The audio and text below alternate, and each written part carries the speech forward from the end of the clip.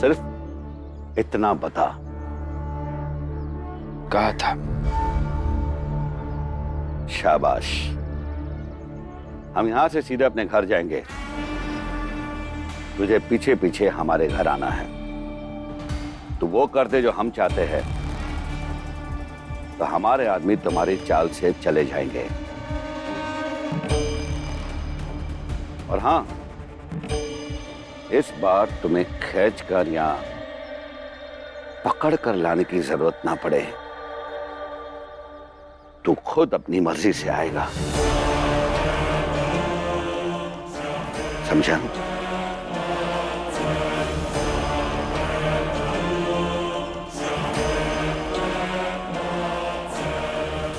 चलो।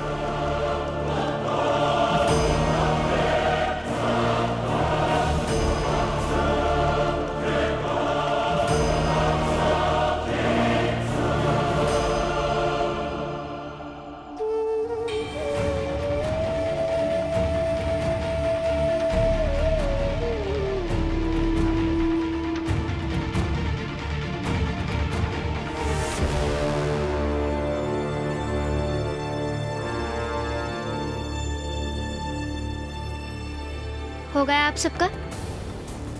ले आए ना आप लोग इन्हें? आ गई है? अब ये वहां जाकर सेवा नहीं करेंगे। हाँ, ऐसे में उनकी हिम्मत बढ़ती रहेगी और वो रोज कुछ ना कुछ करवाते रहेंगे।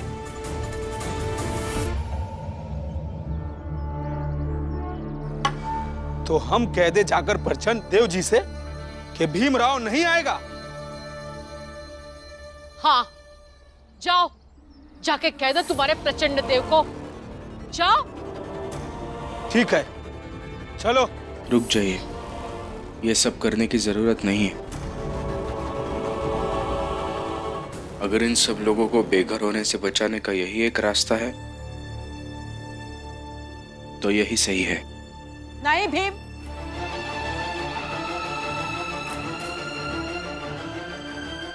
तुम हम लोग के खातिर कहो की सेवा नहीं करोगे। फुलिया काकी, मेरे कारण आप सब लोगों को बेघर होना पड़ेगा, और अगर मुझे नहीं होने देना है तो ये काम करना ही होगा। जाने दीजिए मुझे। नहीं भीम, भले ही हमें बेघर होना पड़े, लेकिन तुम्हें इतना नीचे गिरने की कोई जरूरत नहीं है। दलिया अम्मा, बचपन में मेरी आई ने एक कहानी सुनाई थी। जिस पेड़ के पास बच्चे ज्यादा खेलते हैं, वो पेड़ अपनी डालियां झुका लेता है। मुझे पता नहीं कि यह सच है कि नहीं, लेकिन आई की हर एक कहानी अभी भी दिल में है। और इसी हिसाब से अगर आप सब लोगों को बेघर होने से बचाना है, तो उसके लिए मुझे भी थोड़ा झुकना पड़ेगा, और मैं झुकूंगा। जाने दीजिए मुझे। लौट के क्यों आए आप? क्योंकि मेरी वजह से मैं इन सब लोगों को दर दर भटकता नहीं देख सकता। लेकिन आप वहां जाके सेवा नहीं करेंगे। क्यों नहीं करूंगा? उस दिन भी तो करने वाला था ना, वैसे ही आज भी करूंगा।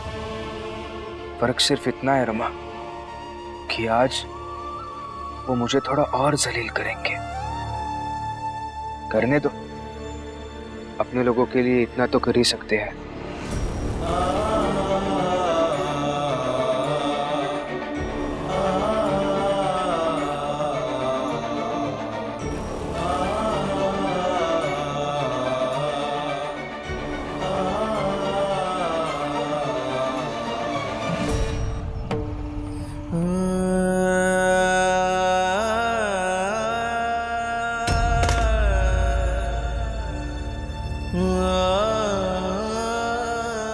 भैया, भैया,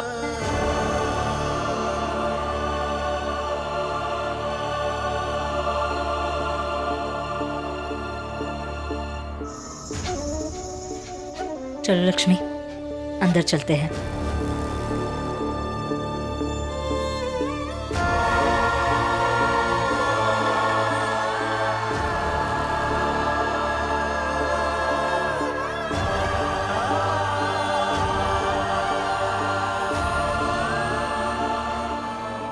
क्यों राम जी, सर पकड़ कर बैठ गए? थक गए हो या हार गए हो? मेरी मानो तो हार मान लो। हम सब जिस जात के हैं ना, उस जात की औकात ही यही रही है कि जब जिसे जी चाहा, जहां से कहीं से भी आकर के खाट बिछा दिया, सो गया और 4-5 लोगों को खड़ा कर दिया, और हम सब लाचार युवक सहमे दुखे से खड़े रहते हैं। उसके आदेश का पालन करने के लिए बस यही हमारी जिंदगी है, और इसी को हम झेलते रहे। बहुत कहानियां सुनाई थी इन्होंने कि भीम सतारा में ये था, वो था, ये किया, वो किया, और यहाँ भी नरोत्तम जोशी संग कई कहानियां बनाई थी। लेकिन आज असल में भीम का परिचय किसी ऊंची जात के व्यक्ति से हुआ है। राम जी, आज आपका बेटा वहां जाकर सिर्फ सेवा ही नहीं करेगा, बल्कि ये भी स्वीकार करेगा कि पढ़ लिख कर बड़े बड़े सपने देखने से कोई फायदा नहीं है।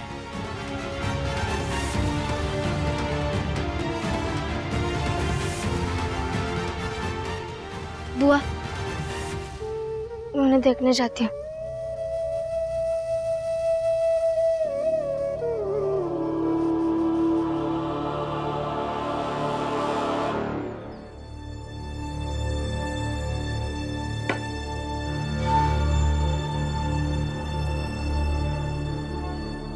प्रचंड देव जी,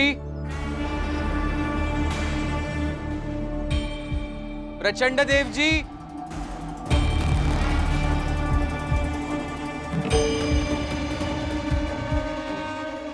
मैं आ गया हूं प्रचंड देव जी। हमारे लिए चाय बना कर लाओ। जी।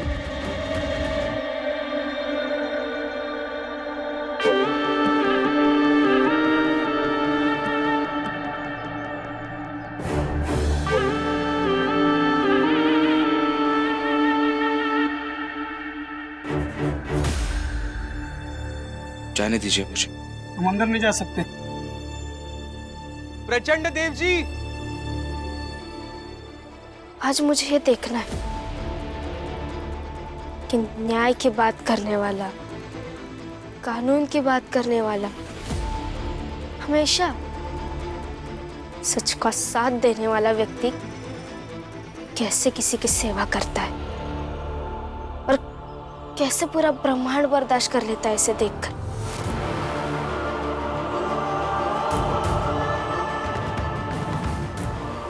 रमा, तुझे अपने पति भीमराव अंबेडकर की कसम, आज अगर इन्होंने सेवा की तो आज के बाद न्याय, कानून, सच और ईमानदारी की एक बात नहीं मानूंगी और न ही इन्हें मानने दूंगी।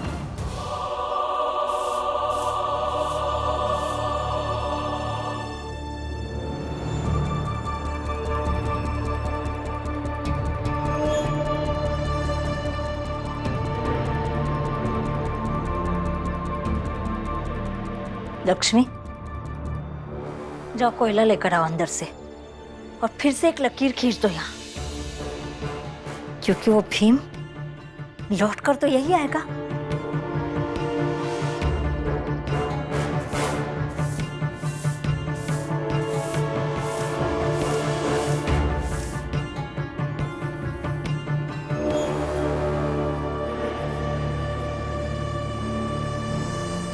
और गहरी करो लक्ष्मी, इतनी गहरी कि कभी ना मिटे। कोई अगर जबरदस्ती मिटाना भी चाहे तब भी नहीं। भीम को आखिर सबक तो दे ही दिया उन लोगों ने कि वो चाहे जितना अच्छा कर ले लोगों का, उन्हें कोई फर्क नहीं पड़ता। तो घर में भी एक बात समझा ही दीजिए उसे कि उसे बिल्कुल वैसा नहीं होना चाहिए जैसा वो है। तो करो और गहरी करो इसे, और इतनी गहरी करना इस लकीर को कि मेरा भाई जब इसे देखे तो उसे ये एहसास हो कि जिंदगी में कभी किसी की भलाई ना करे। खींचो खींचो। हो गया आपका? अब अगर आपका भाषण खत्म हो गया हो तो काम धंधे पर भी जाइए। अब तो बाहर प्रचंड देव के आदमी भी नहीं है जो आपको रोकेंगे, तो जाइए ना फिर। हाँ, वो तो जाऊंगा ही, लेकिन लक्ष्मी एक काम करना, तुम्हें इतना मोह है ना पैसे से, जब मैं मर जाऊं ना मेरी लाश को बेचना और पैसे ले आना उसके।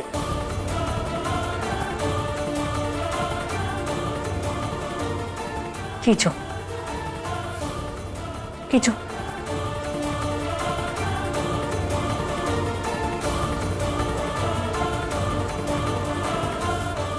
हाँ, ला। प्रचंड देव जी।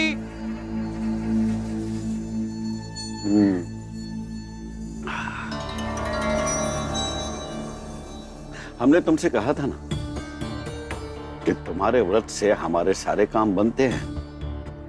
अब देखो, तुम्हारे व्रत का दूसरा ही दिन है। अरे भीमराव हमारी चौखट पर आकर कैसे चिल्ला रहा है। प्रचंड देव जी, प्रचंड देव जी।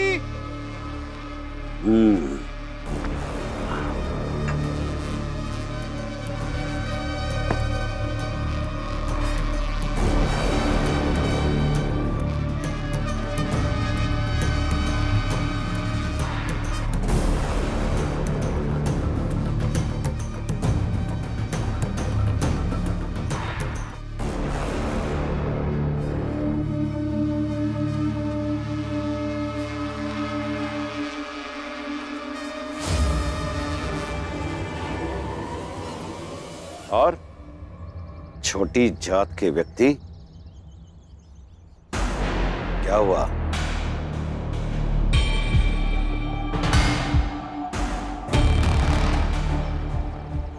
तू बता, किस काम के लिए आया है? अब तू जल्द मेरे घर आएगा और आकर कहेगा, मालिक मालिक मुझे आपकी सेवा करनी है।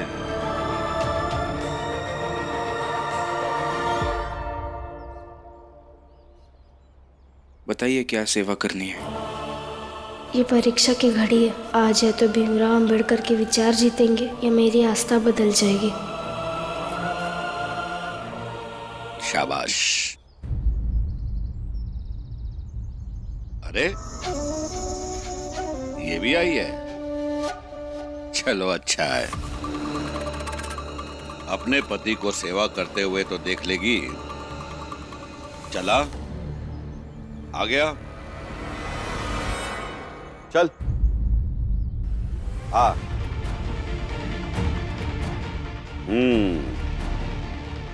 आ जा।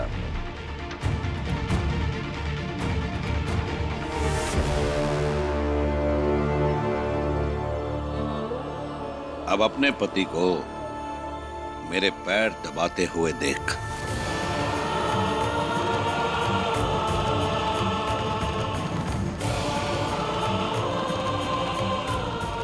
चल, हाथ में कपड़ा बांध और पैर दबा मेरे।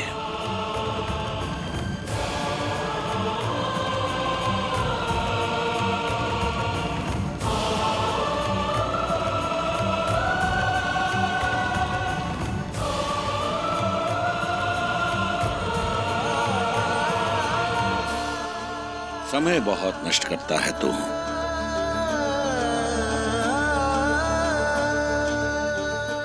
आज ये परीक्षा है, आज के बाद तय हो जाएगा कि आगे की रमा कैसी होगी।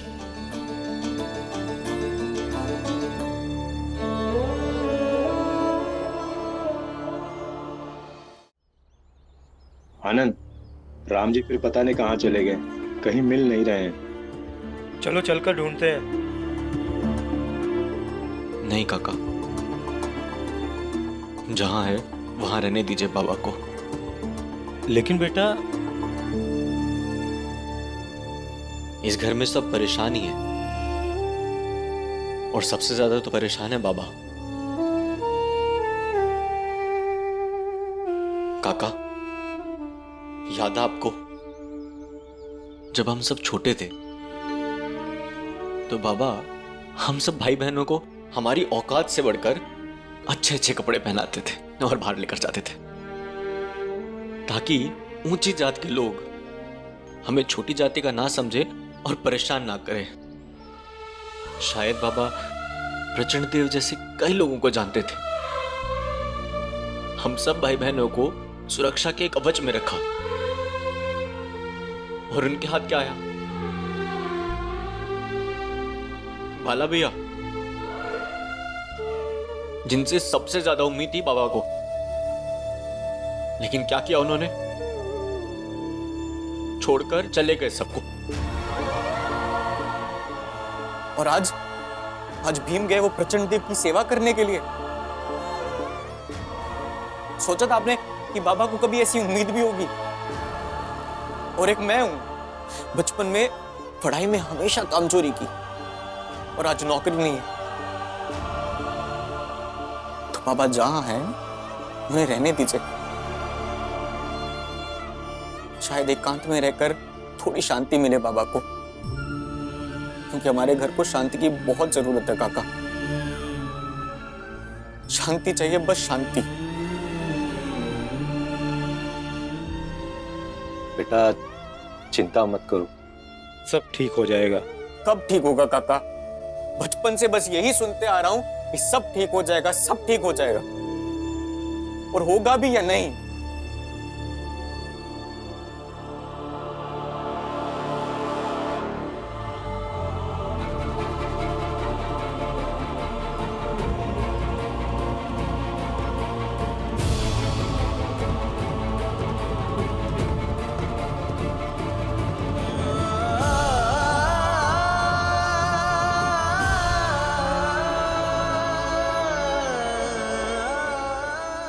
संत न छाड़े संतई, जो कोटिक मिले असंत।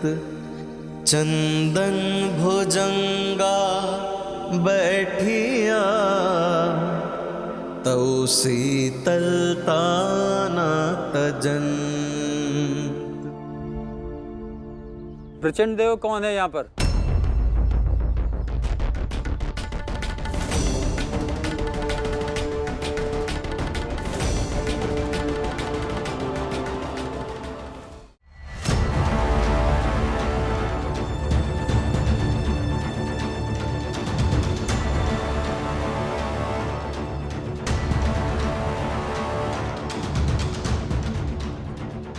प्रचंड देव आप ही हैं?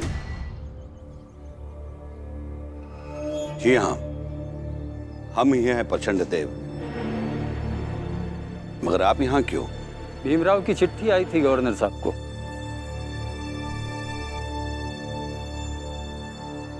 उसमें उन्होंने आपके खिलाफ शिकायत दर्ज करवाई है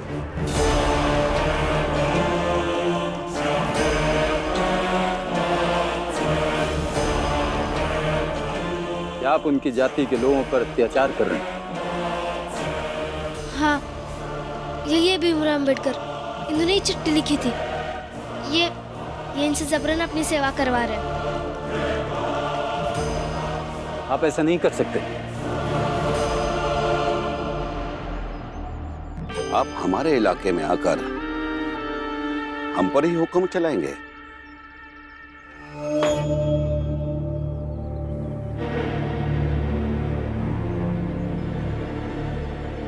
गवर्नर साहब का आदेश है, जैसा कह रहा हूं वैसा कीजिए, वरना 10 मिनट में पूरी फौज यहां आकर खड़ी हो जाएगी। और हाँ, भीमराव की जाति और चाल के लोगों पर बिल्कुल अत्याचार मत कीजिएगा। मिस्टर भीमराव, आप घर जाइए।